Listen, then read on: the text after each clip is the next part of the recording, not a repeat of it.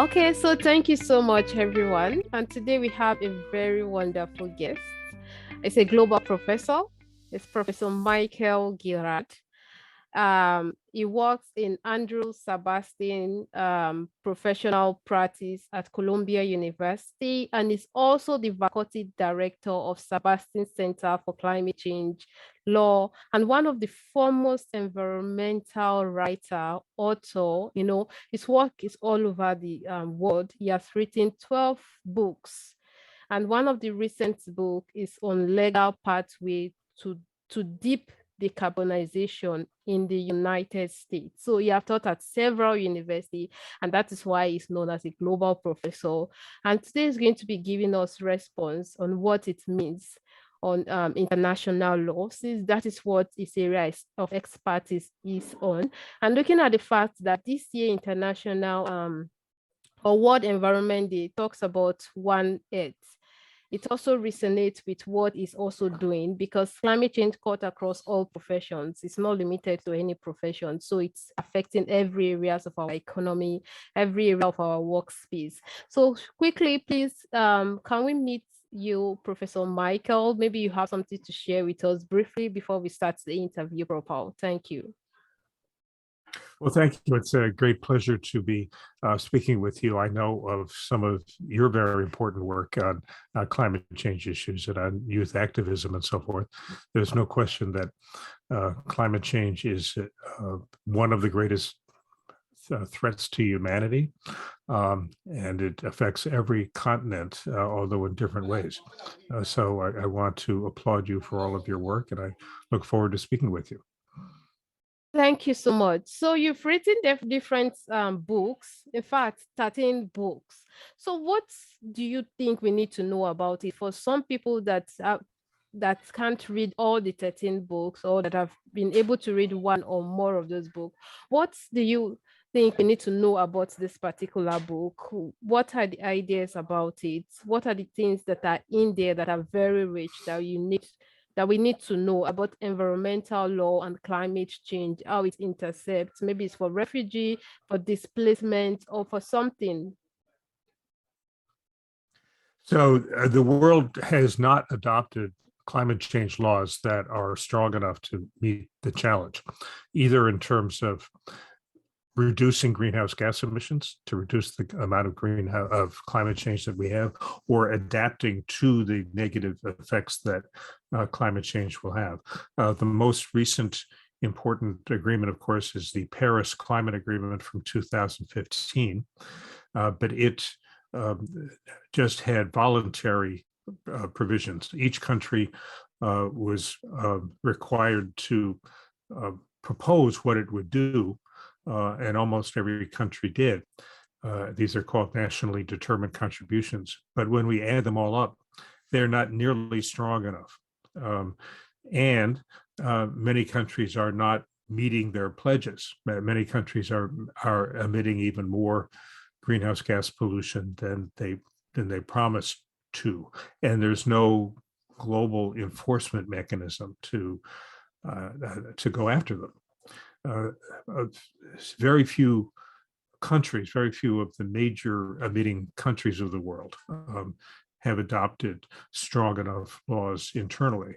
The United States Congress has not adopted any major laws on climate change. In fact, the US Congress hasn't adopted major laws on the environment at all for more than 30 years. Congress adopted many important laws between 1970 and 1990, but none of them since. So do you want to ask me the next question? Okay, so you've just mentioned quite a number of things that have to do with the fact that we have policies, but those policies are not strong enough in order to deal with the impact of the climate change, with the climate change. So now, looking at the Paris Agreement that world leaders have signed into, do you think it is feasible enough, looking at the fact that it is voluntary commitment? If any country can pull out, especially looking at the fact that US at a point pulled out of the agreement, what did you think about such commitment that has to do with climate change, knowing the fact that this is a crisis that is defining us, but yet it's voluntary? Well, these agreements are two agreements that the countries would agree to. Each country has its own government and politics, and the negotiators to the UN climate conferences, such as negotiations.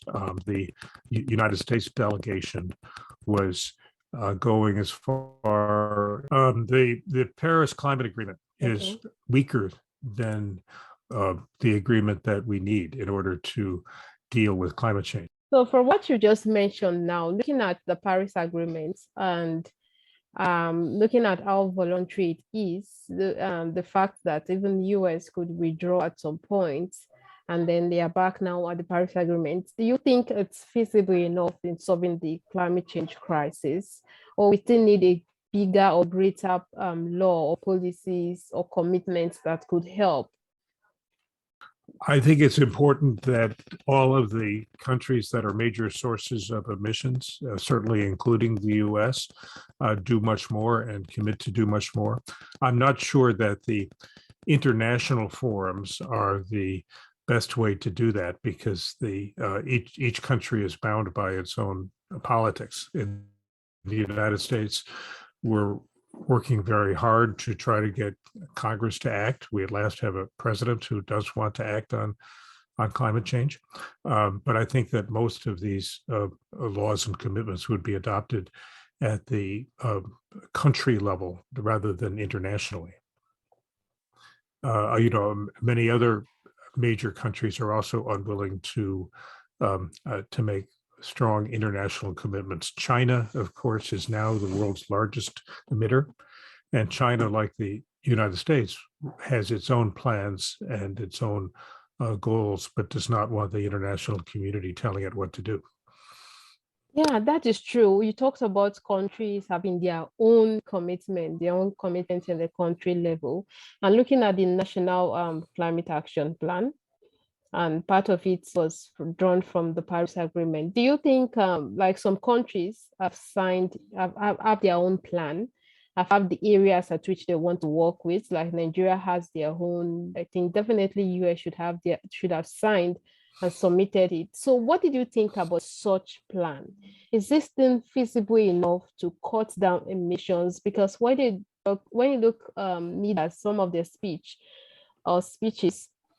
they get to mention about 2050, 2060, 2045, or thereabouts in making their commitment.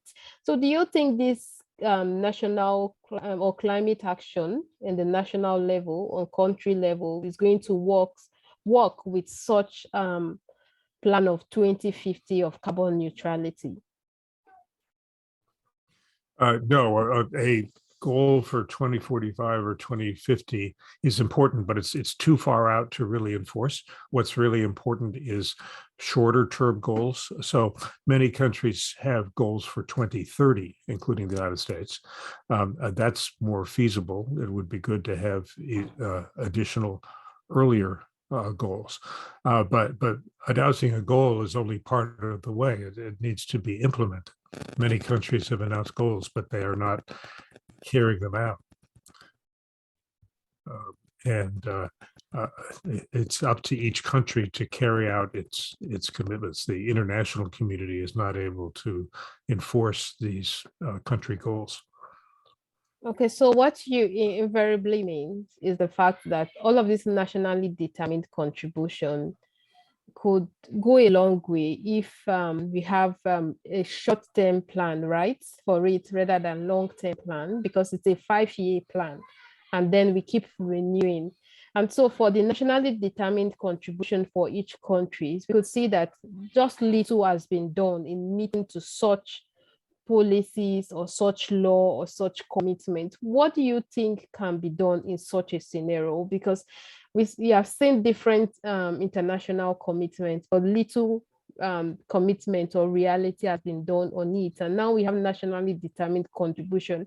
What do you think we need to do differently in meeting up to all of this? Because we have done the first commitment, the 5 years plan, and now we have renewed another 5 years plan. What do you think we need to do differently that we are not doing in meeting up to all of these targets that we have done in different areas that we think we could use to beat the climate change crisis? In every country, it's very important to have citizens who are pressing the elected officials to act, to take strong action, and to try to elect officials who will take strong action. Democracy is extremely important here.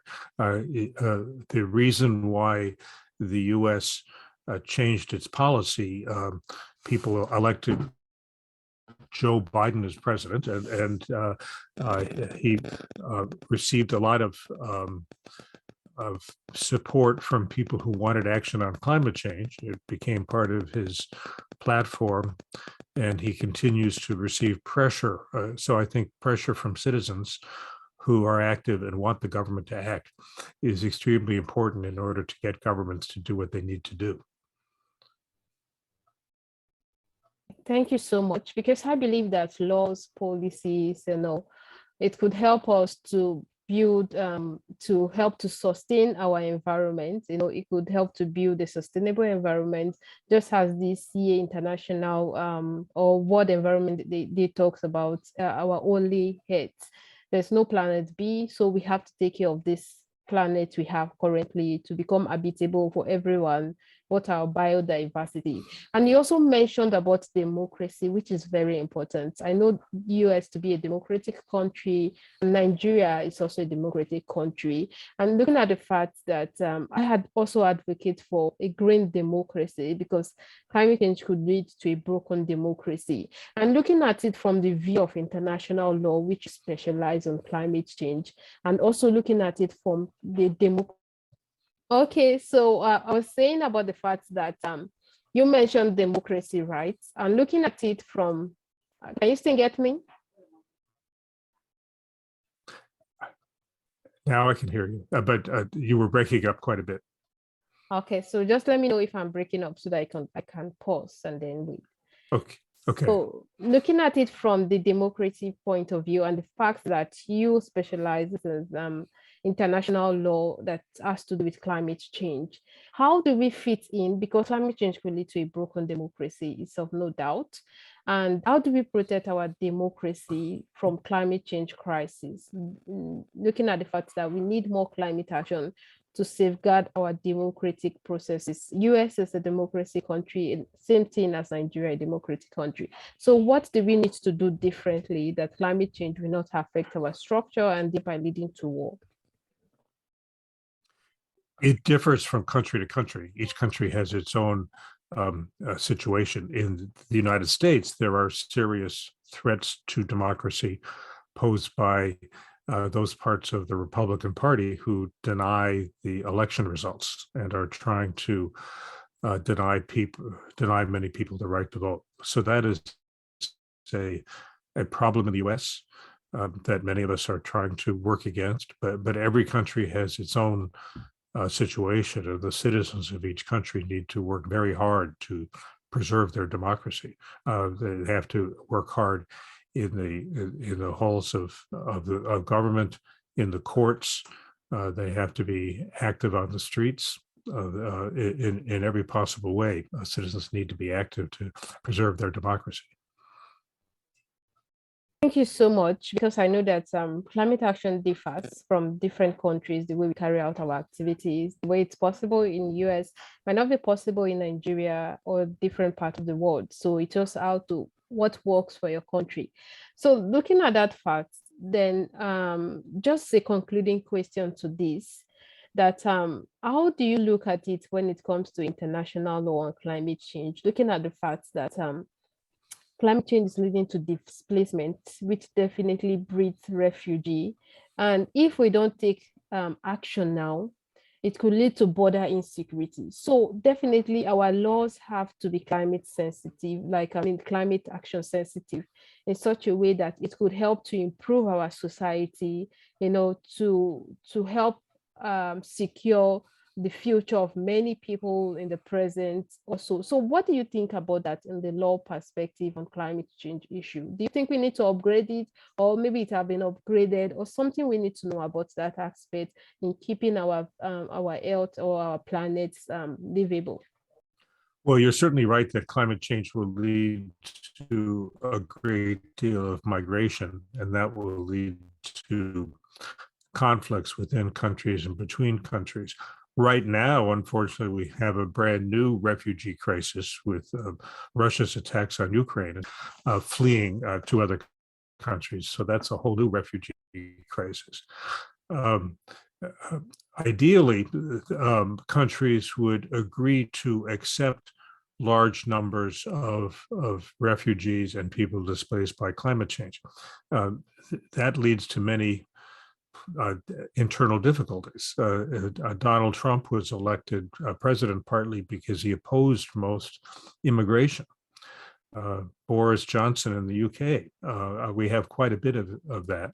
But I think the countries of the world need to understand that climate change is one of the factors that will displace many, many people, and we need to find a way to bring people in, to treat them decently, and to take care of them, because an enormous amount of suffering and death will occur if we don't have those arrangements in place. Yeah, thank you so much. I think it's really very important that at this point we try to see how we could upgrade our policies, our laws to fit into the structures to avoid more crises, that could define us or that could lead to greater problems, because climate change knows no boundary. And that is why it is important that we make our commitment to become a reality, and then also looking at financial commitments to help African countries to stabilize or to be able to build capacity to adapt to all of these changes is also very important, because climate change could lead to war, and the war could affect many nations. And so thank you so much, Professor Michael Gerrard, for coming, for honoring my invitation. I really found this to be very, very, very important to what we do, that despite your busy schedule, you could accept our invitation to come to speak to us, to share your views about what you think about international law and climate change. Thank you. I enjoyed speaking with you, and keep up your good work.